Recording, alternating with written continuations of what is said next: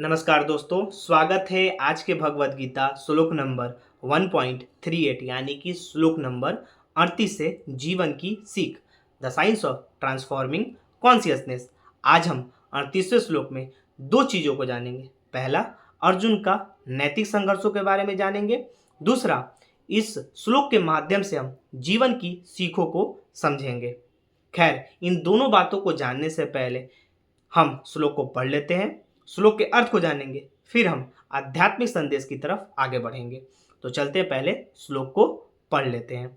श्लोक है, यद पेयते न पश्यन्ति लोभो पहत चेतसा कुल क्षय कृतम दोषम मित्रद्रोहे च पातकम। ये श्लोक हुआ।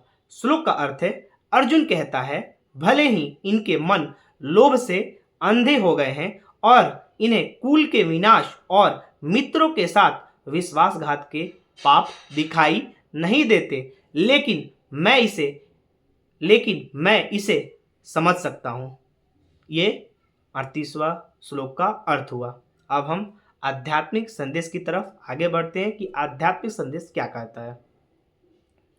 इस श्लोक में अर्जुन के भीतर का नैतिक संघर्ष और गहरी संवेदनशीलता प्रकट होती है। अब हमें आगे बढ़ने से पहले हमें नैतिक संघर्ष और गहरी संवेदनशीलता को जानना बहुत जरूरी है कि अर्जुन के भीतर ये कैसे घटित हो रहा है, कैसे प्रकट हो रहा है।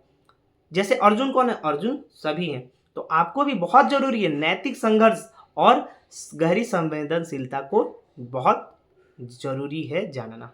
तो चलते हैं, पहले नैतिक संघर्ष को समझ लेते हैं। नैतिक संघर्ष आखिर है क्या? नैतिक संघर्ष, जब किसी व्यक्ति के पास दो नैतिक दायित्व होते हैं जिन्हें एक साथ पूरा नहीं किया जा सकता, तो यह स्थिति नैतिक संघर्ष कहलाती है। अब आप इस बात को जानिए कि नैतिक संघर्ष दो नैतिक दायित्वों के बीच आ जाता है, यानी कि भावनाएं और कर्तव्य। और हमेशा दो नैतिक जो दायित्व होते हैं ना, वो एक साथ कभी पूरा नहीं होता है, और वो दो नैतिक दायित्व ही नैतिक संघर्ष कहलाता है। और ये दोनों नैतिक दायित्व एक साथ कभी पूरा नहीं हो सकता है। यानी कि अगर आपके पास दो काम है तो दो काम एक साथ आप पूरा नहीं कर सकते हो। कोई एक ही काम आप पूरा कर सकते हो, इस बात को आप समझो। यानी कि आप पिछले श्लोक में आपने देखा होगा कि अर्जुन हमेशा दो दुविधाओं में फंसा होता है। पहला भावनाएं, दूसरा कर्तव्य। भावनाएं जो परिवार तक सीमित है, कर्तव्य जो समाज और समाज के हितों के प्रति है।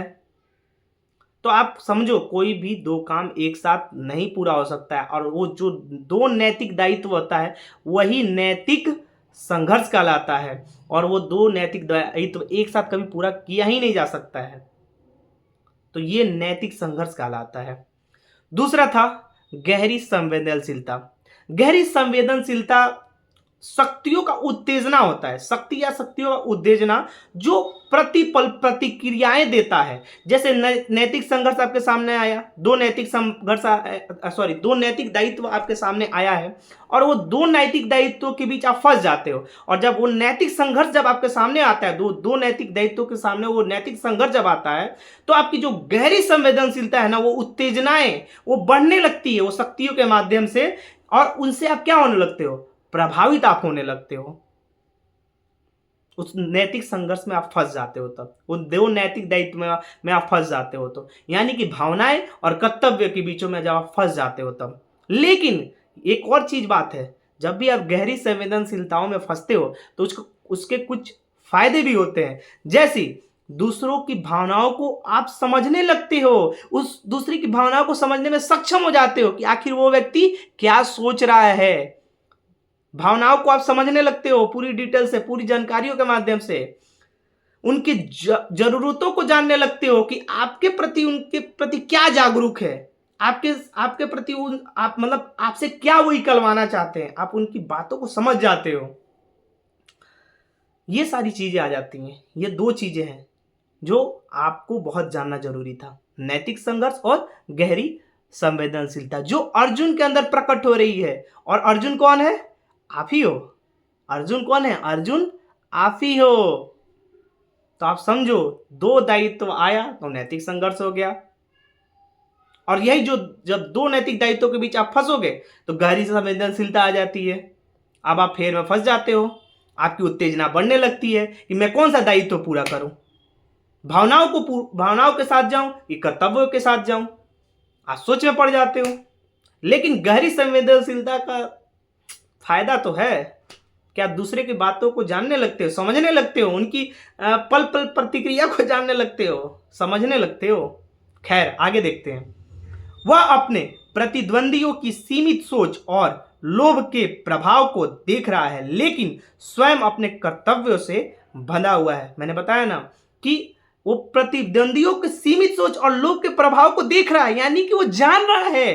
प्रतिद्वंदियों कौन होता है? प्रतिद्वंदियों वो होते हैं जो बराबर का विरोधी होते हैं, जो आपके शत्रु होते हैं, प्रतिकूल होते हैं, विरोधी होते हैं या शत्रुतापूर्ण होते हैं। यानी कि जो आपके विरोधी हैं, विरोधी आप समझ लो, सिंपल सा तरीके से आप समझ लो, जो आपके प्रतिद्वंदी यानी कि आपके जो विरोधी हैं, जो सीमित सोच और लोभ के प्रभाव को देख रहा है, यानी कि अर्जुन, यानी कि आप उस जो आपके प्रतिद्वंदी हैं, जो आपके शत्रु हैं, जो आपके विरोधी हैं, उनके आप सीमित सोचों को और लोभ के प्रभाव को आप देख रहे हो कि आखिर वो व्यक्ति क्या सोच रहा है, उसके लोभों को जान रहे हो क्या है, लेकिन स्वयं अपने कर्तव्य से बंधा हुआ है। लेकिन अर्जुन यानी कि आप अपने स्वयं कर्तव्य से बंधे हुए हो।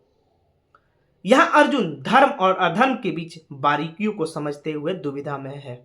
यानी कि अर्जुन, यानी कि आप, अर्जुन की कौन? अर्जुन की सभी। अर्जुन जैसे धर्म और अधर्म के बीच फंसा हुआ है, वैसे ही आप भी अधर्म और धर्म के बीच फंसे हुए हो। बारीकियों को आप समझ रहे हो, आप भी समझ रहे हो, अर्जुन भी समझ रहा था, मैं भी समझ रहा हूं, एक समय में मैं भी समझ रहा था।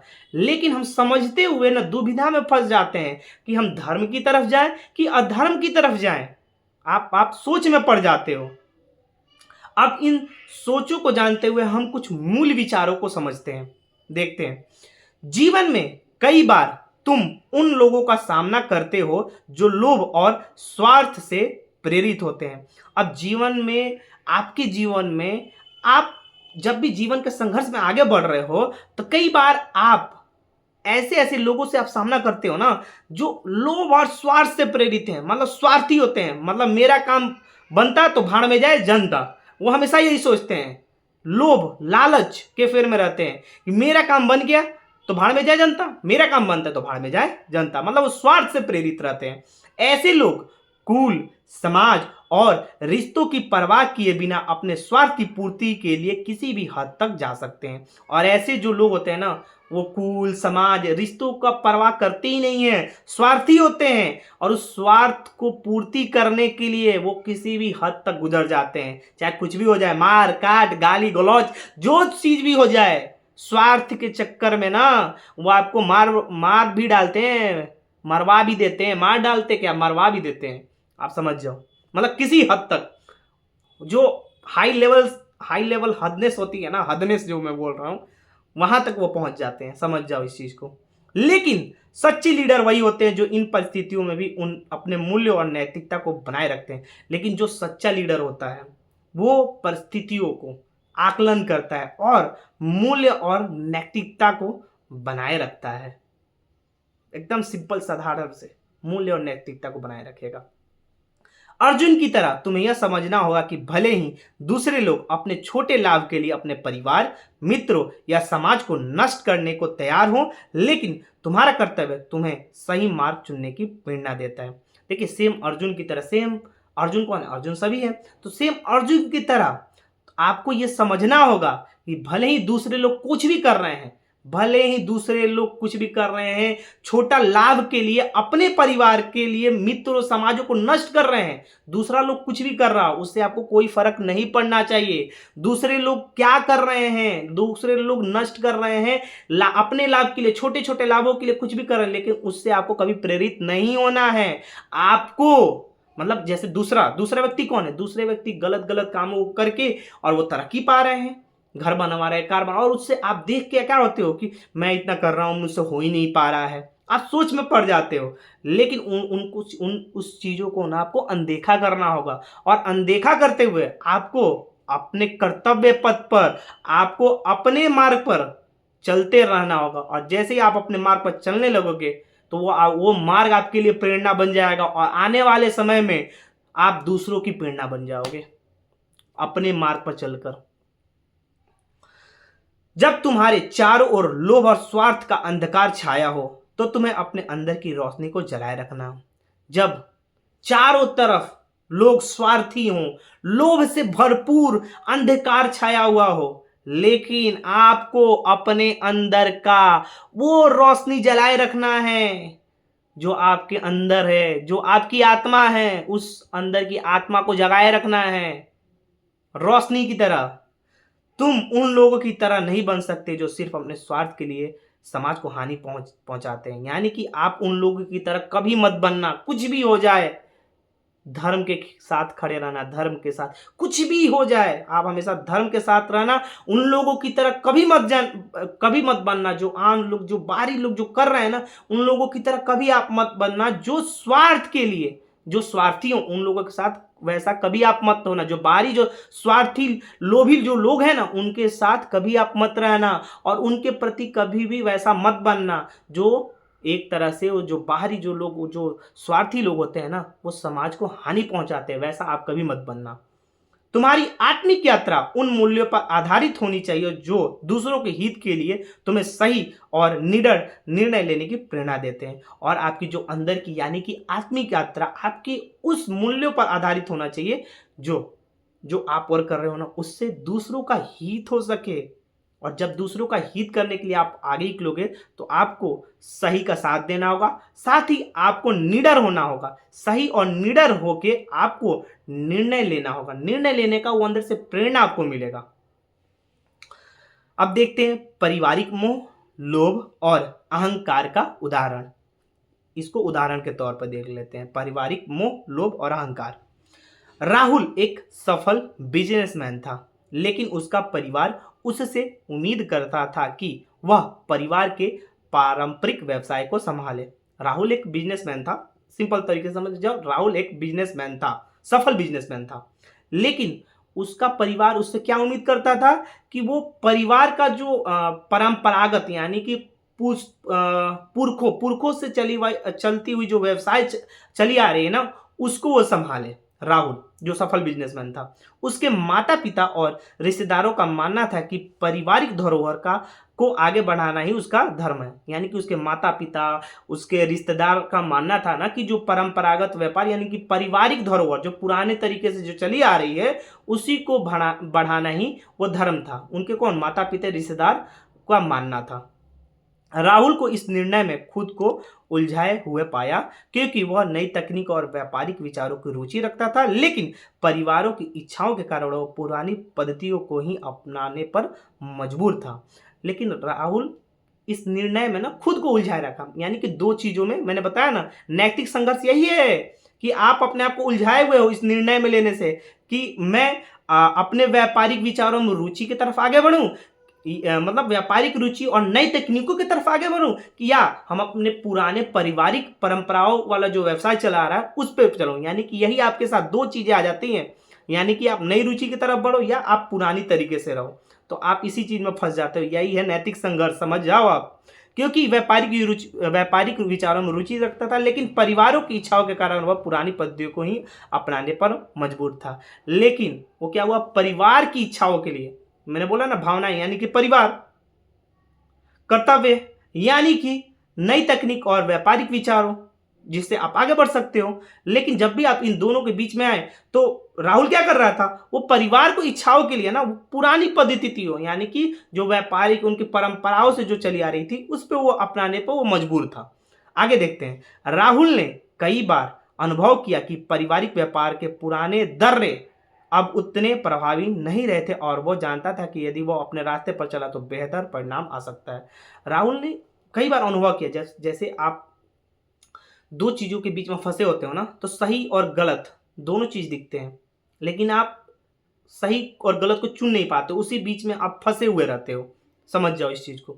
तो राहुल कई बार ऐसा अनुभव किया कि जो पारिवारिक जो व्यापार था ना, वो पुराने दर्रे पर प्रभावित हो रहा था और प्रभाव नहीं था, वो पुराने दरों पे वो प्रभाव नहीं था, उस पे वो आगे नहीं चल पा रहा था, वो मतलब उस चीज़ को महसूस कर रहा था कि वो बिजनेस आगे चल नहीं पाएगा।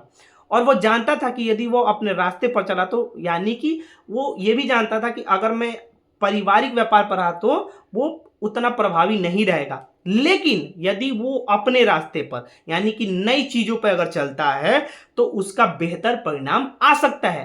राहुल ने वैसा अनुभव किया था। लेकिन पारिवारिक प्रेम और उनका मोह उसे उन सुधारों को अपनाने से रोक रहा था जो उसे अपने व्यवसाय में सफलता दिला सकता था। लेकिन जो पारिवारिक प्रेम है ना, जो भावनाएं, बार बार मैं बताता हूँ, भावनाएं और उनका मोह उन सुधारों को अपनाने से वो खींच मतलब रोक रहा था। वो सारी चीजें रोकती है, भावनाएं आपको रोकती हैं, हमेशा समझिए। भावनाएं और जो मोह होती है ना, आपको रोकती हैं और उसे अपने व्यवसाय में ना सफलता दिलाने से रोक रहा था। मतलब वो उस अपने व्यवसाय में सफल नहीं हो पा रहा था। धीरे धीरे व्यापार में घाटा होने लगा, परंतु परिवार ने इसे बदलने का विरोध किया। धीरे धीरे लेकिन व्यापार में घाटा हो रहा है, लेकिन परिवार उसे बदलना नहीं चाह रहा था। यह वही स्थिति थी जहां राहुल को अपनी आंतरिक आवाज सुननी थी और समझना था कि मुंह को में पकड़कर वह गलत निर्णय ले रहा है। और यही स्थिति बन रही होती है जहां आपको यानी कि राहुल को अपने अंदर की आवाजों को सुननी थी और उसे समझना था। यानी कि आपको भी अंदर की आवाज को सुननी चाहिए और आपको भी समझना चाहिए कि मोह को पकड़कर कभी भी गलत निर्णय नहीं लेना चाहिए। जैसे वो मुंह में पकड़कर वो गलत निर्णय ले रहा था, वैसे ही आपको मुंह में रखकर आप मुंह में पढ़कर आपको गलत निर्णय नहीं लेना चाहिए। समझिए इस चीज को। अगर उसने नए विचारों को अपनाया होता और सुधार किए होते तो वह व्यापार को फिर से सफल बना सकता था। अगर राहुल नए विचारों को अपनाया होता, यानी कि राहुल अगर नए विचारों को अपनाता और सुधार करता तो वो व्यापार एक सफल बना सकता था, यानी कि सफल बना देता वो राहुल। समझ जाओ आप। अब इस कहानी से यह स्पष्ट होता है कि पारिवारिक मोह जब अंधविश्वास या परंपराओं से बंधा होता है तो वह व्यक्ति के विवेक और सही निर्णय की क्षमता को प्रभावित करता है। अब कहानी एक तरह से स्पष्ट आपको बता रहा है कि पारिवारिक जो मोह और जब अंधविश्वास परंपराओं पर बंधा हो या परंपराओं पर आधारित हो तो वह व्यक्ति उस चीज में फंसा हुआ है, वो अपने विवेक और सही निर्णय की लेने की क्षमता ना प्रभावित करता है, यानी कि उसे खोते जाता है। परिवार कभी कभी अपनी इच्छाओं या परंपराओं के आधार पर ऐसे निर्णय लेने का दबाव बना सकता है जो दीर्घकालिक दृष्टि से सही नहीं होता है। परिवार कभी कभी होता है, परिवार अपनी अपनी इच्छाओं या परंपराओं के आधार पर ऐसे निर्णय लेने का दबाव आप पे बनाए जो दीर्घकालिक दृष्टि से सही नहीं होता है। ऐसा दबाव आपके पारिवारिक बनाते हैं, लेकिन ये सही नहीं होता है अगर आप देखें तो। गहरी बात यह है कि मोह चाहे वो पारिवारिक हो या अन्य व्यक्ति की सोच को सीमित कर देता है और उसे सही रास्ते से भटका सकता है।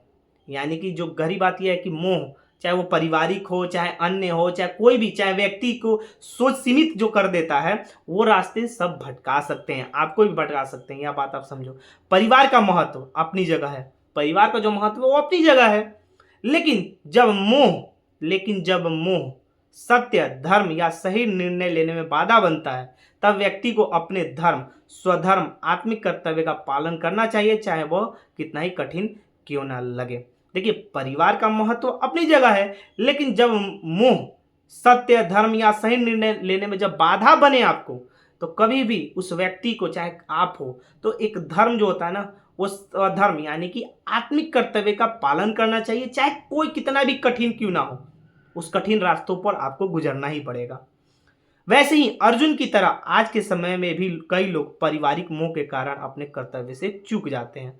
सेम अर्जुन की तरह सेम आप आज के समय में कई लोग, यानी कि आप पारिवारिक मोह यानी कि परिवार का जो मोह होता है ना, उस मोह के कारण आप अपने कर्तव्य से चूक जाते हो। जो आपके कर्तव्य पथ पे आप चल रहे होते हैं ना, उस कर्तव्य पथ से आप भटक जाते हो।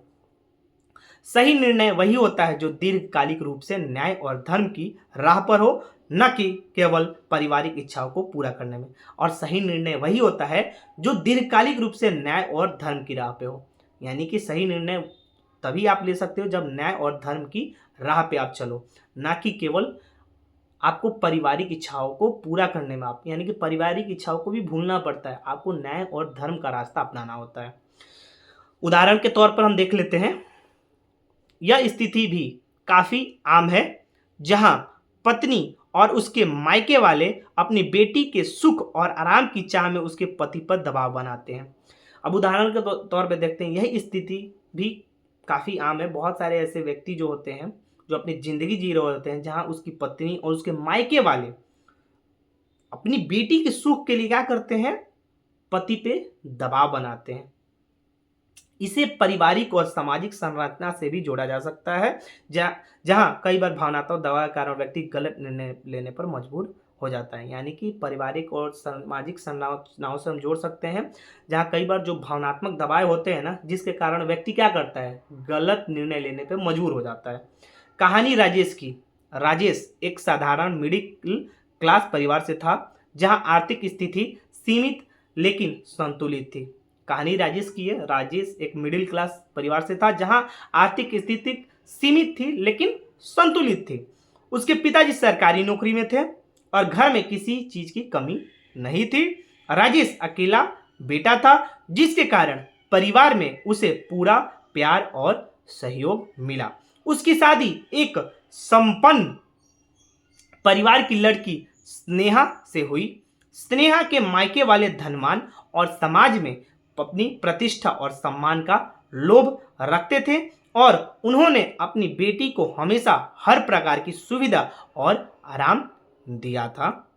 शुरुआत में राजेश और स्नेहा का जीवन शांत और सुखमय चल रहा था, लेकिन धीरे धीरे स्नेहा के परिवार की अपेक्षाएं बढ़ने लगी।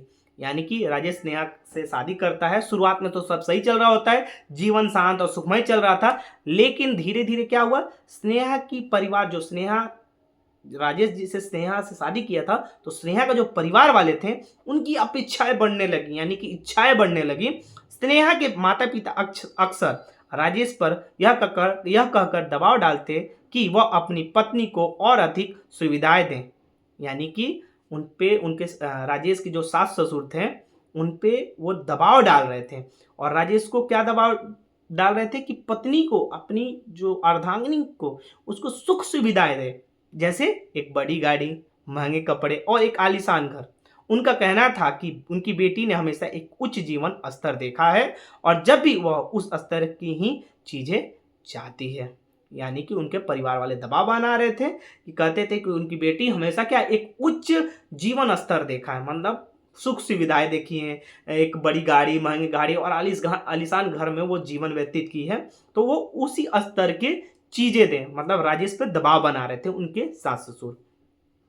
राजेश ने अपनी पत्नी को खुश रखने के लिए इन अपेक्षाओं को पूरा करने की कोशिश शुरू कर दी।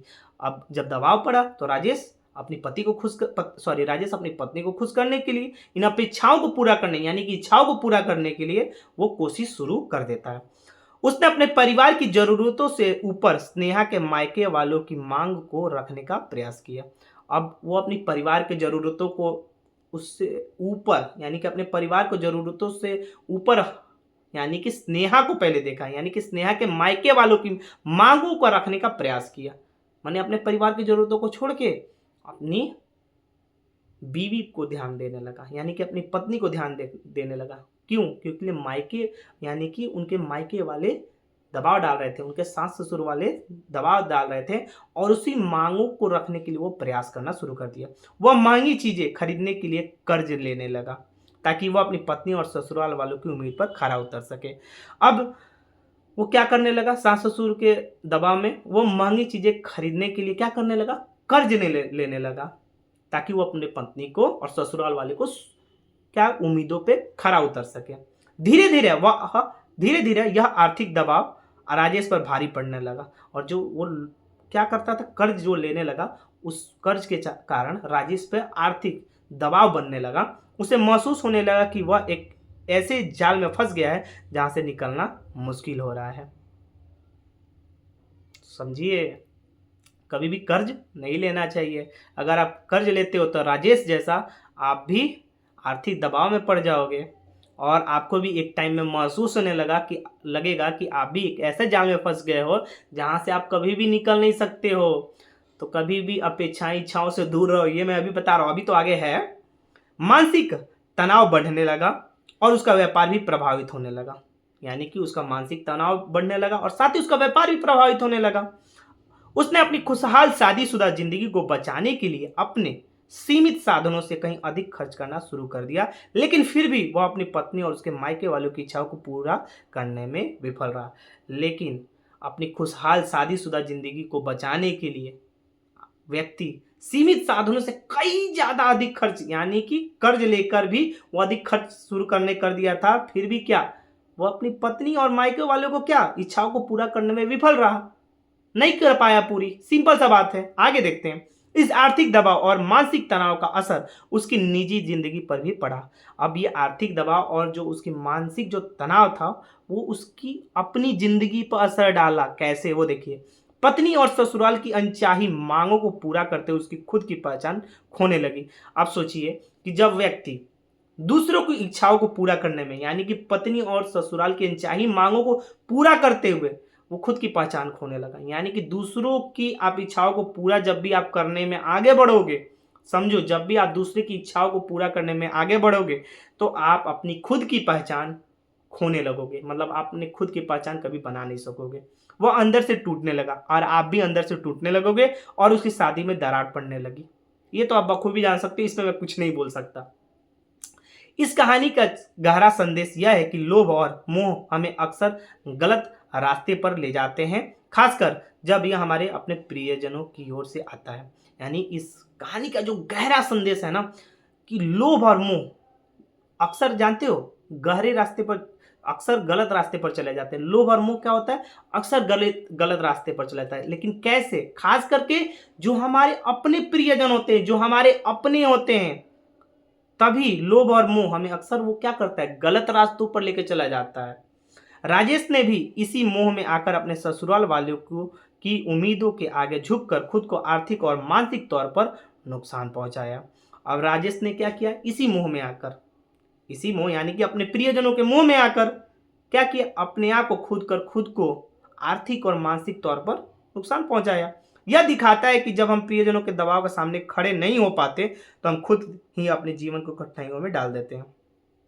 और ये स्थिति दिखाता है कि जब भी हम अपने प्रियजनों के सामने जब भी खड़े नहीं हो पाएंगे तो इंसान क्या करता है, अपने आप खुद ही अपने जीवन की कठिनाइयों में डालने लगता है। इसलिए इस कहानी से यह सीख मिलती है कि हमें अपने जीवन के फैसले सोच समझकर और संतुलन में लेना चाहिए, खासकर तब जब प्रियजनों का लोभ और मोह हमें गलत निर्णय की ओर ढकेल रहा हो। यानी कि खास करके इस कहानी से हमें यह सीख लेना चाहिए कि जब भी हमें अपने जीवन के फैसले सोच समझ कर लेना चाहिए और संतुलन में लेना चाहिए कि आखिर हमें करना क्या है। सोचो समझो, सोच समझ के आगे बढ़ो। खास करके तब, याद रखना, खास करके तब जब प्रियजनों का लोभ और मोह आपको गलत निर्णय की ओर धकेल रहा हो, तो कभी भी आप लोभ और मोह के चक्कर में मत फंसो, यानी कि गलत निर्णयों की तरफ मत जाओ। समझे, आगे देखते हैं। नेतृप्रेन्योरशिप बेस्ट टू भारत और नेतृत्व में कैसे लागू करें। आज के व्यवसाय जगत में कई लोग सिर्फ तात्कालिक लाभ के लिए गलत कदम उठाते हैं।